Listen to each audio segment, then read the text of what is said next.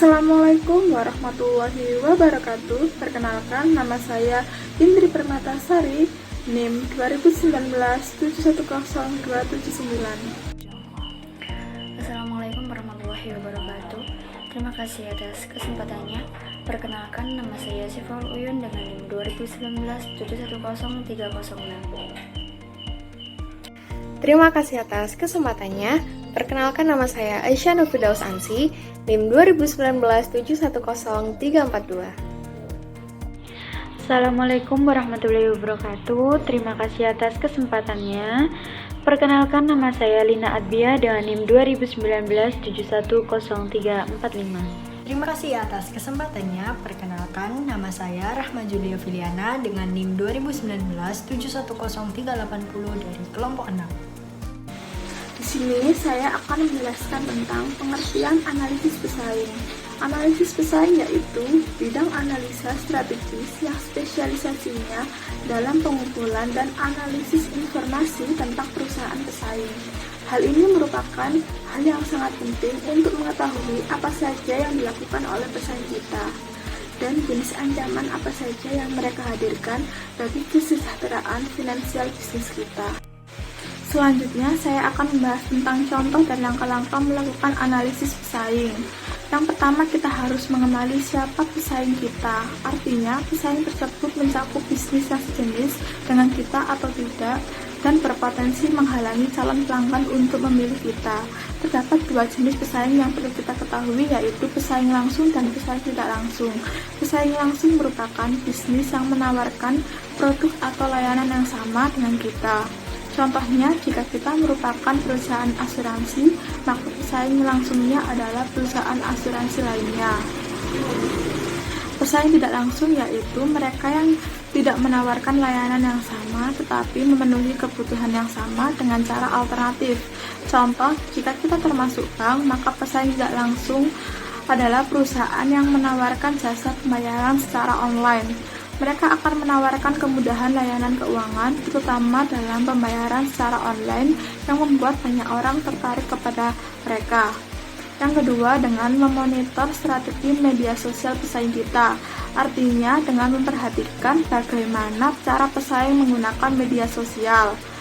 Memonitor media sosial pesaing dapat membantu kita saat menyusun strategi pesaing dengan mendapatkan informasi sedetail mungkin seperti jenis media sosial yang mereka gunakan, jenis konten yang mereka berikan, hingga keterlibatan para pelanggan pada media sosial pesaing. Yang ketiga, analisa bagaimana pesaing memasarkan produk. Salah satu contoh analisa pesaing terhadap cara kompetitor memasarkan produk adalah dengan melihatkan konten seperti apa yang mereka gunakan. Dengan mengetahui konten apa yang mereka gunakan, maka kita bisa menentukan kualitas masing-masing konten yang mereka miliki. Yang keempat, perhatikan struktur SEO pesaing. SEO merupakan singkatan dari Search Engine Optimization atau bisa diartikan sebagai pengoptimalan mesin telusur.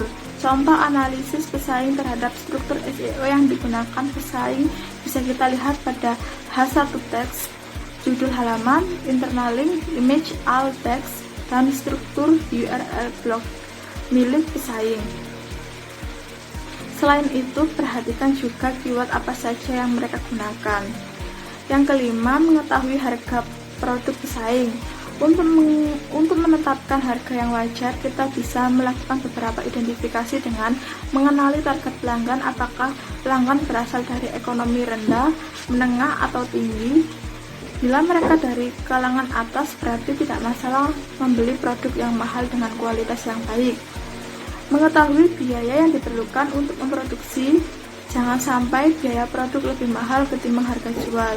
Itu berarti kita mengalami kerugian. Mengetahui target pendapatan yang ingin dicapai. Dan yang terakhir, melakukan analisa SWOT. Ketika melakukan analisis pesaing, biasakan diri untuk melakukan analisa SWOT, strengths, weakness, opportunities, dan threats. Kita harus mencatat kekuatan, kelemahan, peluang, dan ancaman dari pesaing kita untuk mendapatkan pandangan dalam merancang strategi pesaing. Terima kasih. akan dilanjutkan oleh rekan saya. Baik, saya akan menjelaskan mengenai pengertian dan tujuan strategi kompetitif. Strategi kompetitif adalah pencapaian posisi kompetitif yang diidamkan dalam industri, tempat di mana industri berada.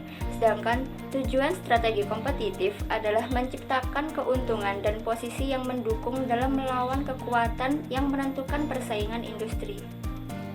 Di sini saya akan menjelaskan mengenai analisis struktural industri.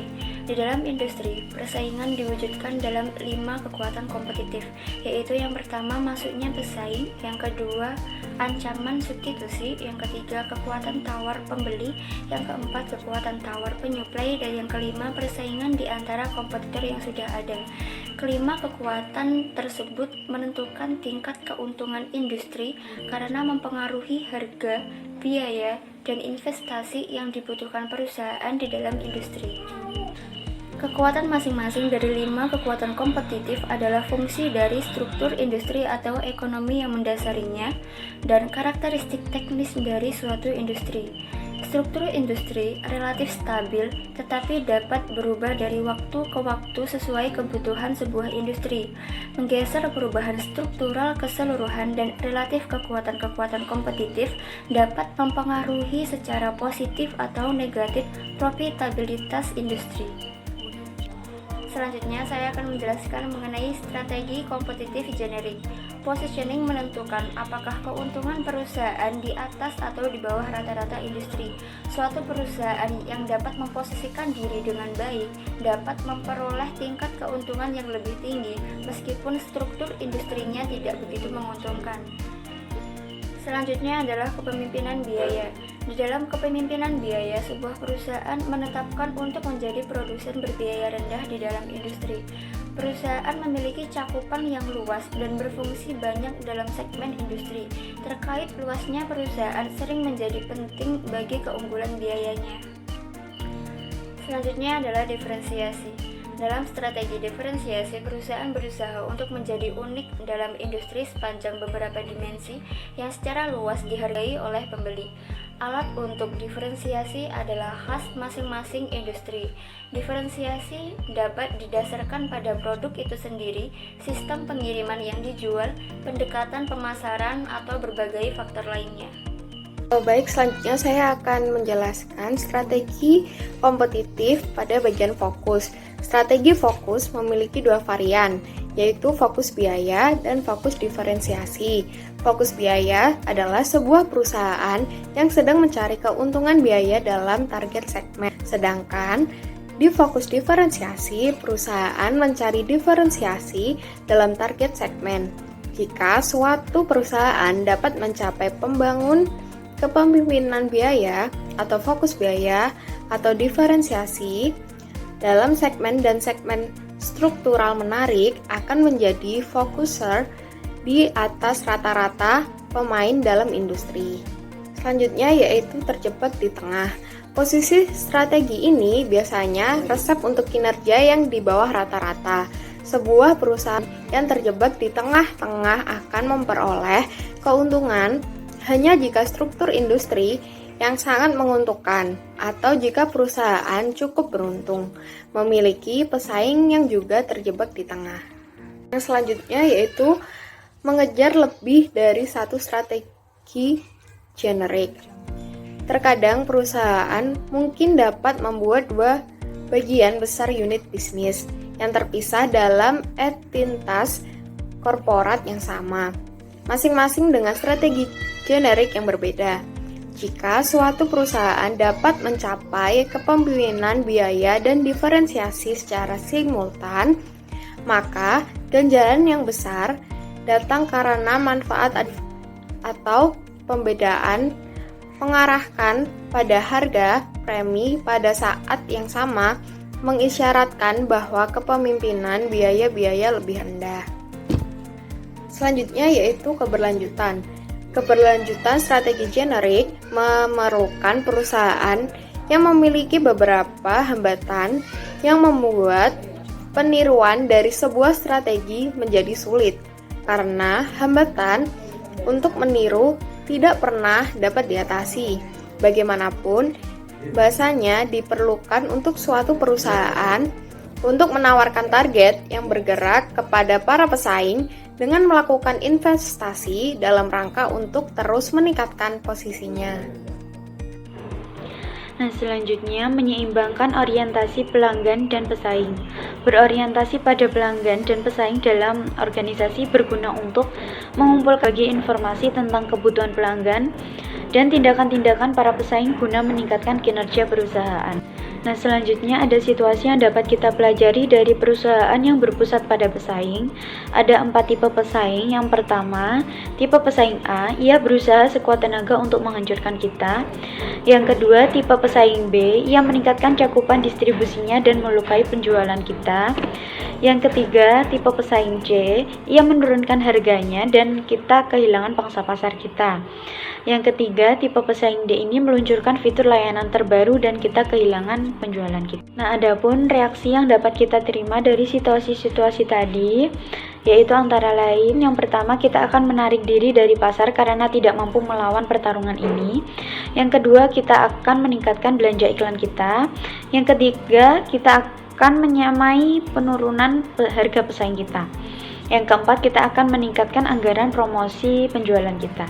Nah, dari situasi dan reaksi yang kita pelajari tadi, sisi positif perusahaan mengembangkan orientasi pesaing, yaitu perusahaan dapat melatih pemasarannya agar selalu waspada dan mengamati kelemahan pesaingnya dan posisinya sendiri.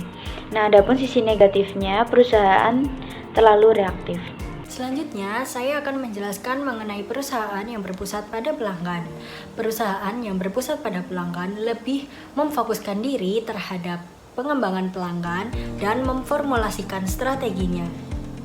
Selanjutnya, yang pertama ada situasi yang dipelajari. Di dalam situasi yang dipelajari ini terdapat 4 poin, yaitu yang pertama, keseluruhan pasar tumbuh 4% per tahun. Yang kedua, ada segmen yang sensitif terhadap kualitas tumbuh 8% per tahun. Yang ketiga, ada segmen pelanggan yang suka menawar juga tumbuh pesat, tetapi pelanggan ini tidak bertahan lama dengan satu komponen. Yang keempat, semakin banyak jumlah pelanggan yang menunjukkan minat di hotline 24 jam yang tidak ditawarkan oleh industri manapun. Selanjutnya ada reaksi. Di dalam reaksi ini terdapat 3 poin, yaitu yang pertama, kita akan lebih memfokuskan lebih banyak usaha untuk mencapai dan memuaskan segmen kualitas pasar. Kita akan membeli komponen yang lebih baik, meningkatkan pengendalian kualitas, dan mengubah tema iklan menjadi kualitas. Selanjutnya, yang kedua, kita akan menghindari penurunan harga dana, melakukan kesepakatan karena tidak menginginkan jenis pelanggan yang membeli dengan cara ini. Selanjutnya, yang ketiga, kita akan memasang hotline 24 jam jika tampak menjanjikan. Perusahaan yang berpusat pada pelanggan berada dalam posisi yang lebih baik untuk mengidentifikasi peluang baru dan menetapkan suatu arah yang menjanjikan pengiriman laba jangka panjang. Sekian presentasi dari kami. Wassalamualaikum warahmatullahi wabarakatuh. Audio Jungle.